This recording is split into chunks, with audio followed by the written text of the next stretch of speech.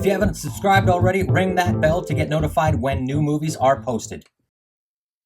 Hey, Chris Young here from HomeKit Geek, the channel where we bring you smart home videos every week from Apple HomeKit, Google, Amazon, some Home Assistant. Subscribe if you want to be notified when new videos are out. Today we're going to be looking at the Onvis Motion Sensor, which is not just a motion sensor. It's also got temperature and humidity, Bluetooth BLE5, and for the price point, you really need to take a look at this and consider adding this to your house.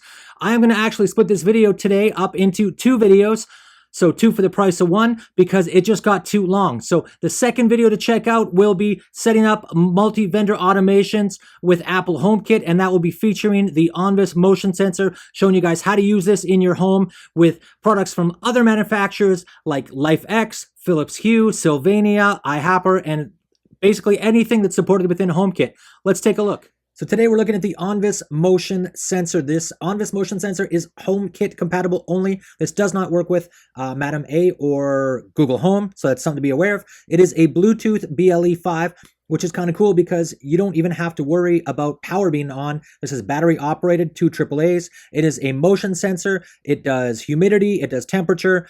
The thing that you really need to know though is it requires a home hub. So if you want to be using a motion sensor, of course, you're going to have automations. And one of the requirements for automations is having the home hub available to you. So whether that is a HomePod, whether that is an Apple TV, whether that is an iPad in home hub mode, doesn't matter. Any of those will work. The other nice thing about this is you get notifications in there. So you get real-time notifications as well. The motion sensor has enough memory in it to record the last 100 recent and over a 31-day period, right? So you've got all that. And again, why we love things like this was actually $18. I picked this up off of Amazon, was the current cost when I recorded this. So it is not very expensive, and you can use this to turn on any HomeKit compatible like you want, whether that's a LifeX, whether that is a iHapper, whether that is a Philips Hue. All will be compatible as long as they're in the same HomeKit home. Let's check it out. So here we can see the box, very clear, Apple HomeKit logo on there. This is the SMS1, which is primarily listed as a motion sensor, although you do get the temperature and humidity sensors in there for the price of admission. So as you can see there, we've got records, notifications, as well as the automatic triggers on the box, which again, I want to reiterate this, does require an Apple Homehub. You do not get automations without the Apple Homehub, whether that is Apple TV, HomePod, or iPad. It really doesn't matter. You get the same functionality with all of those. So this is a tiny little box, and the device itself is takes up actually most of the box. This is not the smallest motion sensor available right now. You can definitely get some smaller motion sensors from other vendors, but the fact that this does have humidity and it does have Bluetooth and it's not going to consume any of your Wi-Fi space, I think are all advantages of this box. The other nice thing is that if you need motion sensor from a security standpoint, you want to be able to detect motions and get notifications if something's going on during a power outage, you will still be able to get that from here on your iPad or iPhone, which is kind of cool in that you will still get the notification that motion was sensed. Of course, if the lights are off, you got no power, you're not going to be able to have lights turn on during a motion sensed event, but this is just really more from a letting you know what's going on when it's dark and you're alone.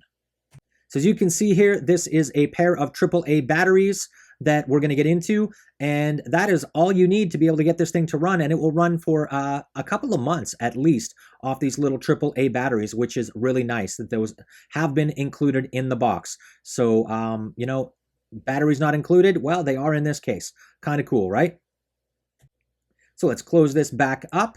You can see there we have got the HomeKit code on the side, and that little dot there was actually the reset in case you ever have to do a physical reset on it. You've got the HomeKit code as both the QR code and the physical setup. Let's get the plastic off here, and then we'll move over to the iPad to do the actual connection into my HomeKit home. But before we do that, I want to really quickly just run you through the documentation and what's actually in the pack. Of course, there is documentation that comes with it. Of course, there is this little reset tool that looks suspiciously like the Apple iPhone reset tool. and all the information you need to get this up and running, including your HomeKit code, is right there. Let's go over to the iPad now. So Onvis is the latest of the Asian overseas vendors that are now offering Apple HomeKit devices. And that actually for me is a really good thing because they're really helping to produce a lot more devices in the market and starting to drive the prices down. When I first started getting involved in HomeKit, you could definitely see that a motion sensor was, $100. That wasn't going to be a big surprise. Now $18 on Amazon today, as this is being recorded. So that's a really good thing for people trying to get into smart home nowadays. We're starting to see the prices come down quite drastically in quite a short time. So you can see here, the Onvis Home is going to be asking to use my location as well. So that could be used for some of the location-based automations. Quite frankly, it doesn't bother me one way or the other. The application itself, I'm not sure that I really love the I love the aesthetic of it. But quite frankly, I don't really care, to be honest, because I'm never going to be in this application. The only reason that we would want to have this installed is A, if you really like it and you want to use it, that's great for you. I don't judge your taste. But you are going to need it, even if you don't like how it looks, for the ability to update your devices. Right, so you can see here that Onvis is going to be offering not just HomeKit devices, but we also saw that they were offering Amazon and Google compatible devices. So look for more of those coming out soon. So doing a quick tour around the app, I like to use different apps for different things. And it's always nice to see that there's a way to create zones. Zones have rooms in them, rooms have devices in them or groups in them. So it's always good to see and kind of check out, which one of these applications you actually like and what their capabilities are, because some applications can access more of HomeKit features than others. For instance, the Eve Home app is really a great application for doing air quality things, which really isn't exposed in the normal Apple Home app, which is kind of strange, but hey, it is what it is. So looking in here, we have applications, we have all the devices, everything's good. You can see my Eve Home, Eve Room, all that is nice. And we can add devices as well, which is using the typical Apple HomeKit setup. So in this case, it should go quite quickly in that it's Bluetooth 5, and as well, we don't have to push any Wi-Fi settings over, right? So this thing is just going to be sitting out there and waiting to send us messages when it detects motion. So there we go, adding the Onvis SMS1. Successfully added, and now we have the ability to put it in the room that we would like it to be in, as well as rename it. So this is really standard stuff. This is one of the biggest benefits of HomeKit is not only is your data all kind of local, but you have the ability to have a consistent experience across all of your supported vendors, which is really, really nice. Sometimes that's going to limit the experience, but honestly, that's the price you're going to pay for having things working consistently together, which personally, I think that's a good thing. So now that we've added that in and put it over in the room, we should be good to go. We'll do a quick tour over to the Apple Home app and go over to the same room to make sure that everything is what we expect it to be. And there you see that the Onvis SMS1, it is up and running. Everything is good. The humidity is in there. The motion sensor is in there. Temperature's in there. All that's good.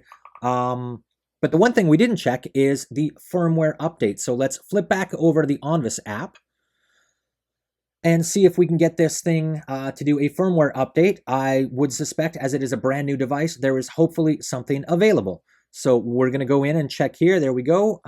Nice. We can actually check the day records for the humidity as well. And there is a firmware update available. So we were at 2.3.3. Let's click on that OK button, get us to the newest, latest, greatest software, and we'll see how things go. So for those of you paying attention at home, yeah, I did some movie magic. It really took about 30 seconds, but you don't need to watch it upgrade. You just need to know that it worked, right? So we were at 2.3.3. We just have to wait kind of for the device to reboot, get itself running on the new firmware. While we're at that, though, let's go over and look at some of the other information that we can see. Let's go back into perhaps the motion sensor here, and you can see the records here, which is a nice touch. You do not get that in the Apple Home version. There we go. Look at that, firmware version 2.3.8. Everything is up and running right. The tap to upgrade firmware, now we're at the latest version. awesome. Before anybody complains and says, hey, you didn't show us how to use this, because of the timing, I'm going to do another video, same day post on how to set up multi-vendor automations in Apple HomeKit. So definitely look for that. I'll put links in the video details. Onvis Motion Sensor. Final thoughts. Bluetooth BLE5. It's fast. It's actually as fast as some of the Zigbee, as some of the Wi-Fi motion sensors. So really nothing to complain about here. Previous BLE, I really wasn't happy with, but that's gotten a lot better and continues to get better. The batteries are included. AA batteries is nice, super easy to find. The motion range, I have been happy with the motion range. Again, I don't have this in a huge room. I have it in a bedroom, so I've definitely within the 7-meter range. The humidity sensor, the temperature sensor is a nice touch, but honestly, for $18, how can you really go wrong? It's a nice touch that you can put just about anywhere for the price. The only thing you're going to have to be concerned about is making sure, A, that you've got a home hub, and B, that this, because it is Bluetooth 5, needs to be within distance of your home hub, right? It's going to have to talk wirelessly back to that. So that's something else to be concerned with. If I missed anything, definitely let me know in the comments. I know you guys will do that. I love to see your interaction. And if you want to make your house just a little bit smarter using Apple HomeKit, do me a favor, check out the video details. There will be a coupon code to my Udemy class.